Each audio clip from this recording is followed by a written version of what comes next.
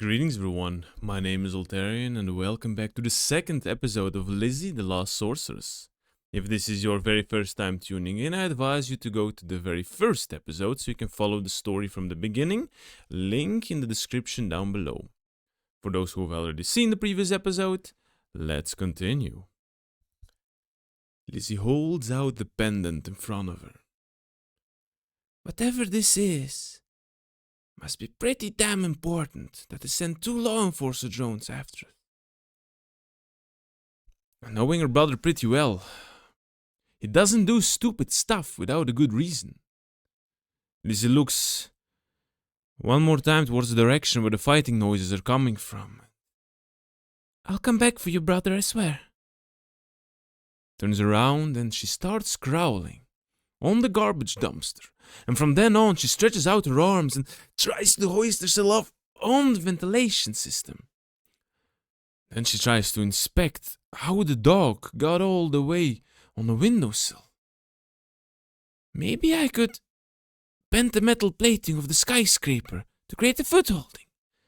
Like before, she stretches out her arm and imagines herself grabbing, ripping open and bending this piece of metal.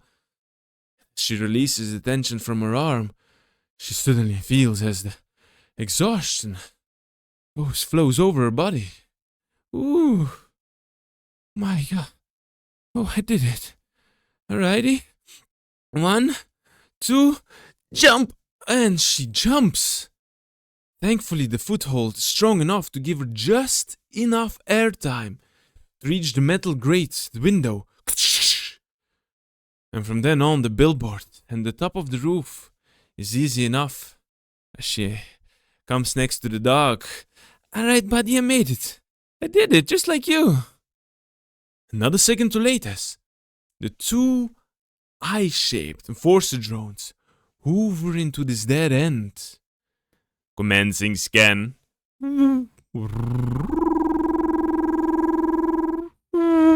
Scan complete.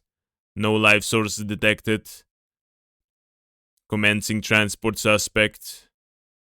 As Lizzy sees that the 2 law enforcer drones are hovering away with her brother in their arms, she crawls back and descends down the fire staircase on the opposite side of the building, followed by the dog. A bit absent-minded and lost in thought about what had happened and what she must do now. It is only after 15 minutes of walking that she realizes that the dog is still following her. Oh, buddy, I'm so sorry, I forgot you were here. Why are you still following me? What is it that you want? And how did you jump up that wall previously? I've got so many questions, no answers. Are you hungry by any chance? I'm starving. Hearing the words hungry, the dog's jaw open up, revealing the long, drooling tongue. Right, buddy. I guess that's one question answered. Let's go get something. Making a small pit stop at the market district, she buys a couple of basic things, as a large fabric which she uses as a scarf to hide a little bit of her identity, and a big hat to hide her hair in. She buys a cup of noodles for herself and a big juicy meat for the dog. Weird enough, the dog refuses to eat and keeps on bumping against her hand with a sense of urgency. Feeling the dog unsettling behavior, Lizzy tucks away the meat and starts following.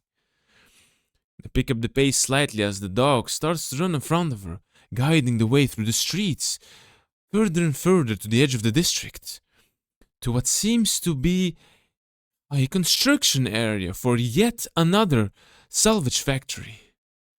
Trying to sneak by the workers and the heavy machinery, the dog leads Lizzy to a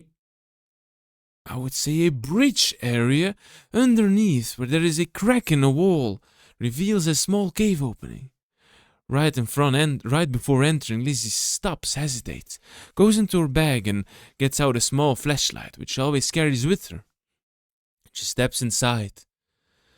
Immediately after a couple of steps, she notices that she's stepping on water. Every step, Not too deep, yet concerning.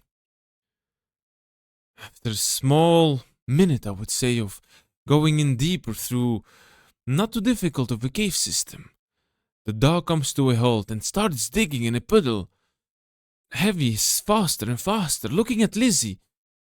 What is it, buddy? What's wrong? Lizzy tries to inspect with her lamp, with her light. She notices that this part of the cave system has collapsed, probably caused by the works up above. It is then when the adrenaline shoots through her body, and a sense of urgency rises as she hears just behind this wall a small howl. Oh, oh. It is here, my friends, well, I must leave the decision in your hands. The following options are for you to choose from.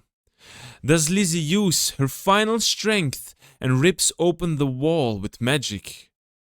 She might faint, she might not. We will see what happens. Second option is to start opening the wall manually. It is not too heavy per inspection, but with the water rising slowly yet steady, it might take an unknown amount of time before she reaches the dock. And the third option, less desired, is to go and ask help from the workers, knowing she's in a restricted area and the law enforcer drones might be called to bring Lizzy out, knowing she's a suspect. Whatever you choose, my friends, I leave it up to you. Good luck!